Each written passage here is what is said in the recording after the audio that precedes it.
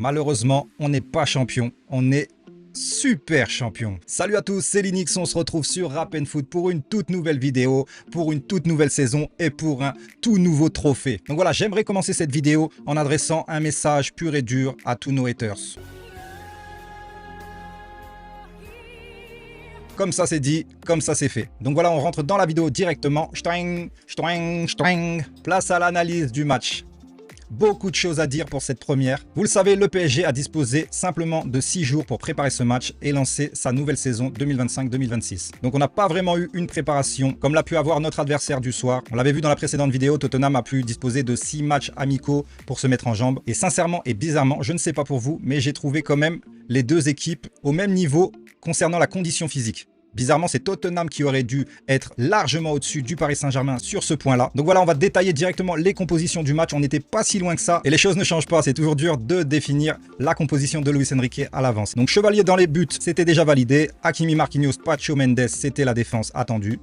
Petite surprise dans le milieu de terrain, Fabien Ruiz sur le banc. On a démarré avec Zaïre Emery, Vitinha et Doué. Et une attaque qui m'a vraiment fait plaisir, Barcola, Dembélé et Kvaratskhelia. On va y revenir, tout le monde n'a pas été au top. Du côté de Tottenham, quelques remaniements par rapport à ma prévision. Spence qui était placé côté gauche, beaucoup plus haut que d'habitude. Richarlison en pointe, Kudus. Sarr, Bentancur, Palhinha, on l'avait celle-là. Et en défense, Van de Ven. Danso a été aligné, Romero, Porro et leur goal Vicario. Donc sur papier, l'affiche avait de la gueule. Cependant, j'ai vu un PSG très attentiste, comme s'ils étaient dans l'économie. Or que moi, j'aurais fait l'inverse. On a bizarrement vu un PSG qui a eu du mal à rentrer dans ce match. Il faut le dire, hein, ça ne ressemble vraiment pas à nos entames de match habituelles. Chose normale, c'est la reprise. Donc on a quand même mis cette première mi-temps en hypothèque, où il s'est absolument rien passé. J'avais été voir les stats à la mi-temps et on s'en est sorti avec la possession de balle, bien entendu, sauf 4 tirs et 0 cadré. Il s'est absolument rien passé niveau offensif. Tandis que de l'autre côté, Tottenham exploitait les moindres contre-attaques et leur jeu s'est surtout basé sur des fautes qu'on faisait et donc des occasions de but pour Tottenham qui balançaient dans la boîte en espérant une déviation miraculeuse et c'est ce qui s'est passé. Fin de première mi-temps, à la 39e sur une faute bien loin des buts, Tottenham qui n'a d'autre solution en attaque que de balancer dans la boîte. Donc leur goal se met à l'œuvre pour un grand ballon, une déviation dans la surface. Là se joue un cafouillage avec une potentielle faute et un appui sur Marquinhos, mais bon, ça se siffle très rarement. Reprise d'un attaquant de Tottenham, un arrêt parade magnifique de Chevalier qui dévie sur la transversale. Le ballon revient dans les pieds d'un joueur des Spurs qui n'a plus qu'à la pousser. Là, sur ce coup-là, on a été très attentiste. Une défense assez passive et sur le coup, j'en veux absolument pas à Lucas Chevalier, bien entendu. Il a fait l'arrêt qu'il fallait, mais sauf que derrière, ça n'a pas suivi. Donc je nous ai senti vraiment très mou sur cette première mi-temps. Et malheureusement, seconde mi-temps, retour de vestiaire, on se reprend un but dans les mêmes conditions que la première. Donc c'est un aspect vraiment qu'il va falloir régler cette année. J'ose espérer que l'arrivée de Zabarni va un peu effacer ce détail, ce problème qui est assez récurrent pour le Paris Saint-Germain. C'est sur les coups de pied arrêtés. On se reprend exactement la même chose, sauf que c'est Pedro Porro qui balance au deuxième poteau dans la surface. Un Romero bizarrement tout seul, oublié de la défense. Une tête assez molletone, mais Chevalier ne peut pas la stopper. Il essaye de la dévier et là, sur ce coup-là, c'est de sa faute. Après, si on veut en revenir à l'origine de cette faute qui a donné cette action à Tottenham, on peut en revenir à la source, bien entendu. Romero n'a pas à se retrouver tout seul, mais Chevalier doit faire cet arrêt. Il peut clairement la bloquer, on va pas se mentir, sur ce coup-là, indéfendable, je suis désolé, pour moi c'est une boulette. Donc là, il se trouve qu'à la 48e minute seulement, on est mené 2-0. Et sincèrement, je me suis dit, on a pris ce match trop tôt dans la saison. Le premier match officiel en plus, il n'y a même pas eu d'officieux. Le premier match officiel, on se tape une équipe anglaise avec du jeu long. Et voilà, nos démons reviennent. Et malheureusement, Chevalier, sur ce plan-là, je suis désolé. Je suis obligé de lui tomber dessus parce que c'est sa seule erreur dans tout le match. Donc on va la pointer, sans la blâmer bien entendu. Mais il faudrait vraiment pas que ça soit récurrent. C'est vrai que Chevalier arrive dans un contexte exceptionnel. Il vient de Lille, donc avec tout le respect que j'ai pour Lille, ce n'est pas le même monde que le Paris Saint-Germain. Il prend la succession de Gigio Donnarumma. Ce n'est pas rien. Avec toute cette pression, ça se voit qu'il était tendu. Même les commentateurs l'ont décrit comme assez anxieux de ce match. Après, il y avait certainement de l'excitation dans tout ça, mais il a eu besoin de temps pour se mettre en route et notamment balle au pied, où je ne l'ai pas trouvé assez dynamique pour relancer assez rapidement, ou peut-être c'était une consigne, hein, je ne sais pas. Enfin voilà, je reviens sur Chevalier. Oui, il prend la succession de Gigio Donnarumma. C'est vraiment pas rien. Il a simplement eu 3-4 entraînements dans les pattes à découvrir ce groupe, à essayer de comprendre le logiciel Luis Enrique. Bon, forcément, ça va prendre du temps tout ça. Donc, c'est quelqu'un d'excusable. Et dans l'ensemble, je trouve vraiment son match plutôt bon. Après ce but, personne ne l'a regardé de travers, personne ne l'a mis en porte-à-faux sur cette boulette. Donc voilà, j'envoie mes encouragements à Lucas Chevalier. Je vais parler des flops du match, qui pour moi a été sur le flanc droit de l'équipe.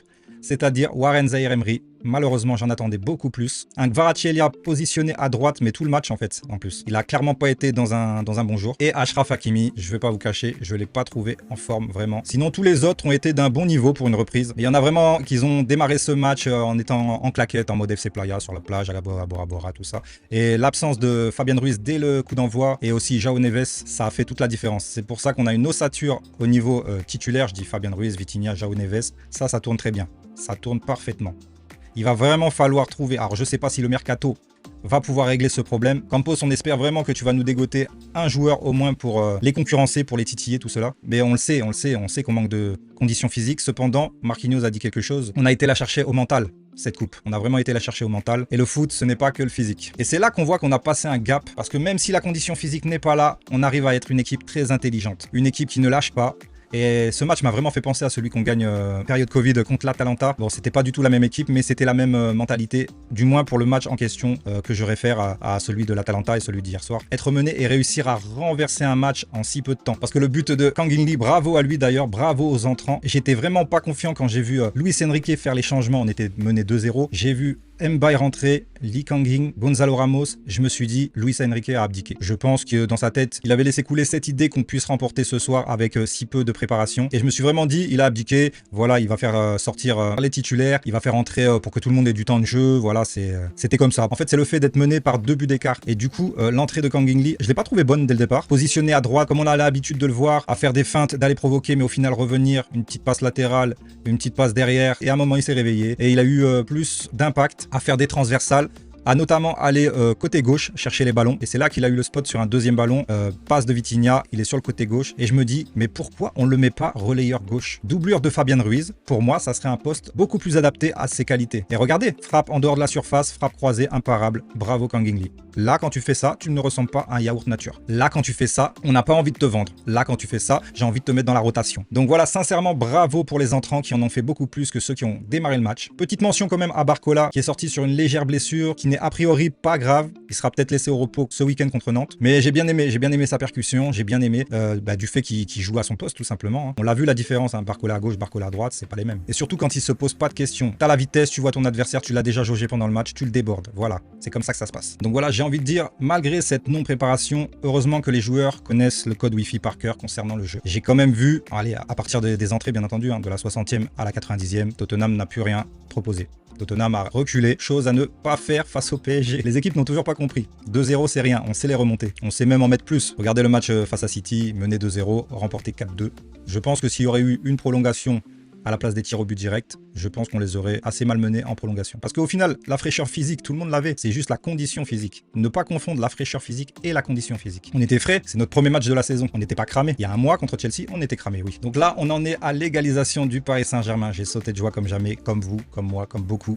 Et on s'est dit, waouh, il recommence, il récidive. Quelle mentalité. Et là arrive la fameuse séance de tir au but, qui au final s'est bien déroulée. J'avais cette appréhension, je l'avais dit dans la vidéo précédente, si ça part au tir au but, mais elle s'est bien passée. Elle avait très mal démarré. Vitinha, désolé, hein, mais tu ne fais pas un bon match ce soir. Vitinha, il va falloir apprendre à te réinventer. Tu as loupé ce soir. Tu avais loupé contre Arsenal. Cette méthode, il va falloir se réinventer sincèrement. Et je parle pour tous ces joueurs qui sont dans le même délire, quoi. Des Bruno Fernandes, des Jorginho, Neymar faisait ça, Vitinha s'est mis à faire ça. À aucun moment, il n'a regardé le ballon. Donc quand c'est réussi, c'est beau. On se dit, waouh, quelle perfection, quelle maîtrise. Mais quand tu t'avances, que tu n'es pas en pleine bourre, en pleine saison, avec la possibilité de connaître tes pieds par cœur, tu vois, ça peut se perdre, on va se dire. Il n'a pas regardé le ballon une fois. Et forcément, quand tu as un goal qui ne démarre pas et qui attend le dernier moment du dernier moment, eh ben, les neurones se touchent. Voilà. Les neurones se touchent. Clairement, si tu n'as pas choisi déjà en tête le côté où tu veux tirer, eh ben ça peut te faire bégayer. Et c'est ce qui s'est passé, c'est ce qui se passera encore si Vitinha ne se réinvente pas. Et heureusement que ça n'a été que anecdotique ce soir. Et heureusement aussi que Chevalier a pu arrêter un penalty. Et heureusement que Chevalier aussi a adopté cette technique de bouger au dernier moment. Les neurones se sont aussi touchés pour Mathys Tel. S'il la met à côté, c'est simplement qu'il a trop tergiversé dans sa tête et à un moment, il faut prendre une décision. Et quand le goal est au milieu et qu'il ne bouge pas, eh ben l'attaquant veut tellement réussir son truc qu'il va essayer d'être le plus près du poteau. Ce qui fait que ça peut être à côté si c'est mal maîtrisé, ce qui fait que ça peut faire poteau tout simplement. Donc voilà, j'estime que Chevalier et les autres joueurs qui ont bien entendu marqué, bravo Ramos, bravo Lee Kang-in, ils sont rentrés, ils ont mis les buts pendant le match et ils ont mis leur penalty. Personnellement, j'aurais donné le trophée d'homme du match à l'un des deux là. Dommage vraiment parce qu'il l'aurait mérité.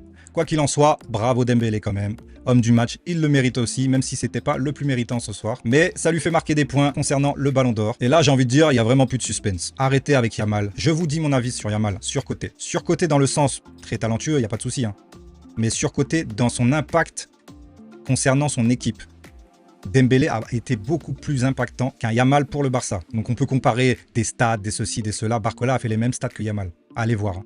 Barcola a vraiment fait les mêmes stats que Yamal. Pourtant, Barcola n'est pas dans les 30. Yamal, ce qui lui donne cet aspect waouh, spectaculaire, c'est son âge. Donc il aura le temps d'en gagner. Laisse les anciens prendre leur récompense, leur dû. Tu auras vraiment le temps d'en gagner dans quelques années. Si tu ramènes ton équipe au plus haut niveau, chose qui n'est pas encore arrivée pour Barcelone. Là, il n'y a vraiment pas photo. Dembélé, pour moi, sera le Ballon d'Or. On aura bien entendu le temps de reparler de notre numéro 10. Une petite image qui m'a fait extrêmement plaisir. Regardez la joie de Ramos, la joie de tout le monde à l'égalisation. Et ils avaient encore la dalle, hein. Je vous garantis qu'ils voulaient mettre le 3-2. Sincèrement, ça s'est vu. Quelle mentalité. 90 plus 3, l'heure de l'enterrement de Tottenham. Bravo à cette équipe qui nous fait rêver, mais complètement. Un nouveau trophée dans l'armoire. Et vous savez, moi j'étais persuadé qu'on avait 3 Coupes d'Europe. Donc dans tous les cas, à jamais les premiers. Ça, c'est une certitude. Désolé les Marseillais. À jamais les premiers, c'est bien nous. Mais au final, apparemment, on en a 4. Une Coupe Intertoto en 2001. Donc on a eu la Coupe des Coupes, vous le savez. Une Coupe Intertoto en 2001. C'était un concept de l'époque où certains pouvaient prendre une coupe. Ça reste une coupe européenne. On va pas faire semblant de ne pas l'avoir celle-là. Donc en tout, sachez qu'on a 4 coupes européennes, avec les 2 de cette année bien entendu, en attendant une coupe intercontinentale à la fin de l'année. Pour l'instant, on est à 5 trophées. Une année tout simplement exceptionnelle. Bravo les Parisiens. Bravo à notre cher capitaine. Si vous ne l'avez pas vu en vidéo, lors des séances photos avec le trophée et toute l'équipe, il s'est permis de donner sa médaille à Zabarni, qui était là, qui avait fait le déplacement, qui s'était même entraîné au début du match avec le groupe. Et la joie de nos recrues, regardez, on vient à Paris, c'est pas que pour jouer, hein, c'est pour prendre des titres. Quand tu viens dans une équipe telle que le PSG, tu sais que tu vas remporter des trophées. Avec tout le respect que j'ai pour Lille ou Bournemouth, le PSG dans leur carrière est tout simplement un Graal. Donc voilà, vous pouvez voir Zabarni avec la médaille de Marquinhos. Il lui a légué tout simplement, très beau geste, un très grand capitaine qu'on a vu hier. Et sincèrement, c'est la légende du Paris Saint-Germain. Si vous voyez une autre légende que Marquinhos, numéro 1, dites-moi-le. Mais pour moi, Marquinhos représente l'âme du Paris Saint-Germain. Bravo à Chevalier aussi qui prend son premier trophée européen. Et là, dans sa tête, il doit se dire, j'ai fait le bon choix. Sincèrement, j'ai bien fait de venir. Donc voilà, l'homme qu'on appelle Bradley Cooper. Effectivement, il lui ressemble pas mal. Hein. J'ai vu ça dans quelques commentaires. Bradley Cooper, Bradley D. Cooper même. On va certainement le voir dans son premier match face à Nantes ce week-end. J'espère vraiment qu'il fera une grande première et qu'on puisse se dire qu'on a assuré le futur dans le cas où notre cher capitaine partirait dans les prochaines années. Sachez aussi que pour Gio Donnarumma, ça devrait se passer du côté de Manchester City. Les choses sont bien avancées et je pense qu'on le reverra en Ligue des Champions avec les Citizens tout simplement. Campos assez gourmand qui demande 40 millions. Vaut mieux viser haut et faire une vente à 30, 35. Quoi qu'il en soit, j'espère bientôt des nouvelles infos, transferts, rumeurs pour le Paris Saint-Germain. On se tient au jus la famille, c'était Linux pour Rap and Foot. Ciao ciao ciao.